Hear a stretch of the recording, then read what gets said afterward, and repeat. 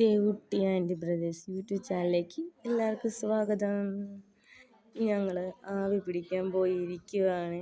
എനിക്ക് തൊണ്ട ഒട്ടും വയ്യ, അതുകൊണ്ട് എനിക്ക് സ്വരമില്ല. പിന്നെ ഹോസ്പിറ്റലിലായതുകൊണ്ട് ഞങ്ങൾ സ്വരം ഇച്ചിരിയും കൂടി ഞാൻ കുറച്ചതാണ്. ഇത് കാണുമ്പോൾ എല്ലാവരും ഓർക്കും ഇവർക്ക് സ്വരം കുറച്ചും പറയാനറിയാവോ എന്നോർക്കും. ദേവുട്ടി ഇരിക്കുന്നത് കണ്ടോ? ദേവുട്ടിക്ക് ഭയങ്കര ക്ഷീണമുണ്ട്. ദേവുട്ടി ഒന്നും കഴിച്ചിട്ടില്ല. അതിന് മുമ്പേ ആയിരുന്നു ഒരു ദോശ കഴിച്ചത്.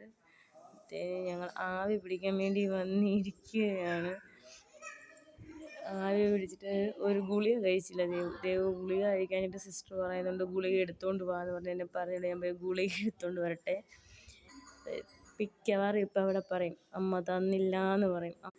കൊടുത്ത ഗുളികയാണ് അത് കഴിക്കാതെ തിരിച്ച് ഒമറ്റ് ചെയ്ത് തന്നപ്പോഴത്തേന് എടുത്ത് വെച്ചതാണ്. സിസ്റ്റർ പറഞ്ഞു പിന്നെ കൊടുത്താൽ മതി എന്ന് പറഞ്ഞു. പിന്നെ അവൾ കഴിച്ചില്ല. അതിന് ഒരു ഗ്ലാസ് വെള്ളമായിട്ട് വരാൻ പറഞ്ഞ് ഞാൻ വെള്ളവും ഗുളികയായിട്ട് ഇനി പോട്ടെ. ഇനി പോയിട്ട് അവളവിടെ എന്താ പറഞ്ഞു വെച്ചേക്കെന്ന് അറിയാമല്ലോ.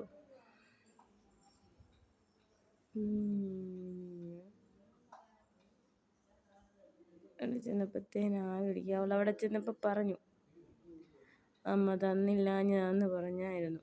ഗുളിക കഴിക്കാനും മടി, എല്ലാത്തിനും മടിയാണ്. ഈ ആവി പിടിക്കുകയാണ്. ഞങ്ങൾ അവിടെ ഇരുന്ന് ഓരോ വർത്താനമൊക്കെ പറയുന്നുണ്ട്. തീർത്ത് കഴിക്കാനും ആവി പിടിക്കുക ഗുളിക കഴിക്കാനും എല്ലാം മടിയാണ്. ഞാൻ അവിടെ ഇരുന്ന് പറയുന്നുണ്ട് ഇത് സാറുമാരാരെങ്കിലും കാണുന്നുണ്ടെങ്കിൽ അവൾക്ക് കഴിക്കാനും മടിയാണ്, ഗുളിക കഴിക്കാനും മടിയാണ്. ആ ഒരു കാരണം കൊണ്ട് ഞങ്ങളിവിടെ വന്നതെന്നൊക്കെ ഞാൻ പറയുന്നുണ്ട്.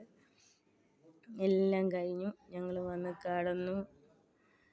ഇന്ന് കടത്തി ഉറക്കണം, എടുത്ത് കടത്തണം, എടുത്തുകൊണ്ട് വാരി കൊടുക്കണം. ഇതൊക്കെയാണ് ഇപ്പോഴത്തെ പോളിസി. പറയുന്നുണ്ട് എനിക്ക് വയ്യാത്തതുകൊണ്ടാണ് വയ്യാത്ത കൈ കൊണ്ട് കഴിക്കാൻ പറ്റത്തില്ലെന്നൊക്കെ. ഞാൻ പറഞ്ഞു ഞങ്ങൾ ഇപ്പുറത്തെ കൈ കൊണ്ടാണ് കഴിക്കുന്നതെന്നൊക്കെ പറയുന്നുണ്ട്.